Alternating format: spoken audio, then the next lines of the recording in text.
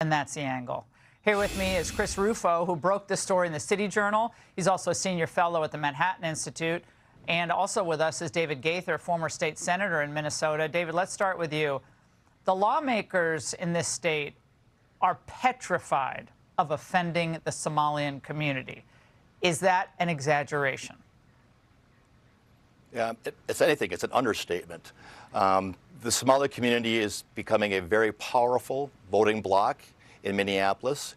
And if you want to win a statewide race in Minnesota, you've got to carry Minneapolis. In order to carry Minneapolis, you have to carry the Somalis. And they have become a force to be reckoned with. And any criticism of the group in particular is met with claims of racism and cultural indifference. So it is a very, very hot topic and a very, very powerful area for local politicians. Now, Chris, you're the one who broke this story, but the crimes had been reported in various local outlets really over years. So you put it all together and wrote this piece, and suddenly we had a lot of national traction on this story after you came on the Angle. Your reaction to Ilhan Omar and other Democrat politicians crying foul here? Yeah, I mean, it's breathtaking, it's shocking, and the traditional American story is that immigrant groups would come over, they would learn the American customs, they would learn how to speak English, they would try to assimilate into the culture. And if they had bad elements in their own culture, for example, Italian Americans had the mafia, it was incumbent upon them to reject that kind of criminal activity and then to correct it. So you had famous Italian Americans like Rudy Giuliani going after the mafia. But in Minneapolis, we have precisely the opposite. The Somali community leaders like Ilhan Omar are defending the very people who committed billions of dollars in fraud. They're ripping off taxpayers and exploiting the high-trust social safety net established by Minnesotans in the past. It is absolutely outrageous. And I think the president, again, I don't like all the language. I feel the same way as you do. But the president is right to hammer these people and especially to hammer the leaders. Well, Ilhan Omar was just on CNN moments ago. This is what she said. It creates fear, and there is a possible danger that a lot of the people who follow the president have exhibited violence in many cases, especially in my case, whenever he has said something about me that is derogatory or says I'm a threat to the country. So, David, she's worried about violence being encouraged by President Trump. He said nothing of the sort that would encourage violence.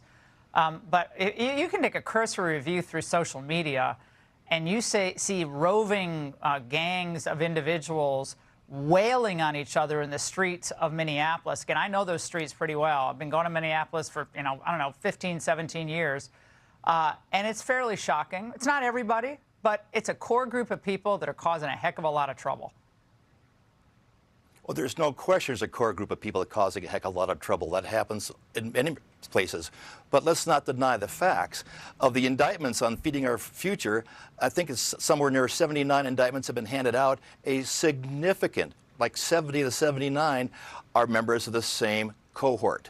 That's statistically improbable, and it points to a larger set of issues that, yes, is fraud rampant? Yes. Is Ilhan worried about violence? Yes. But she's deflecting the conversation and turning it around as typical playbook fashion. It says, don't look here, look you. Look at you in the mirror. It's your fault. You made it too easy for us to steal. And I think that's just, it's deplorable, to use Hillary's phrase.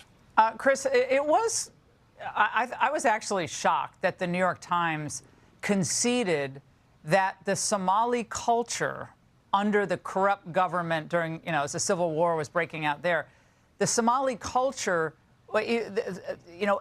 embraced stealing to survive.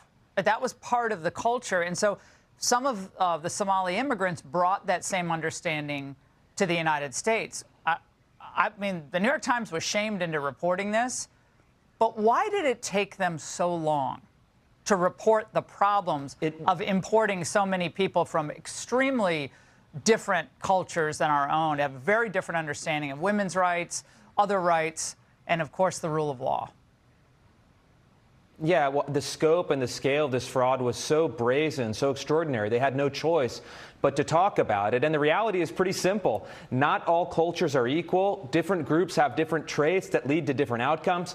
And if you look at Minnesota, which is predominantly Scandinavian in its founding, and you actually look at Scandinavia, like Sweden, for example, both of these societies have imported Somalis, and in both cases, you get high rates of welfare dependency, unemployment, crime, rape, and fraud. And so these are statistical realities. Of course, not everyone is made in the image of God, but we have to be honest about group traits and which traits we want to prioritize as we design our immigration system. Well, and I think you made the point. Every ethnic group has had its problems. Every ethnic group has had to say, no bad actors, you're part of America now. That means the language, the culture, our customs. So that has happened in every group that's come into the United States. But now we seem to have a protectorate surrounding other groups. That's where it goes wrong.